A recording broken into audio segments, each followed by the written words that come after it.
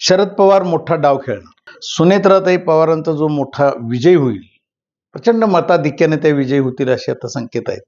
कारण पवार कुटुंबीय पूर्णपणे एकत्र आलेलं आहे आणि हा जो विजय होणार आहे हेच एकत्रीकरणाची नांदी आहे का, ह्याच्यावरच आज विश्लेषण करायचं. कारण आता तसे संकेत मिळत आहेत. पवार कुटुंबियातले सगळे आता बऱ्यापैकी रोहित पवार, शरद पवार, सुप्रियाताई आणि शरद पवारांनी तर उघड काँग्रेसला कसा सल्ला दिला, त्यांनी कसा ऐकला आणि बिनविरोध होण्यासाठी कशी मदत करावी हे तिकडनं चर्चा झाल्या.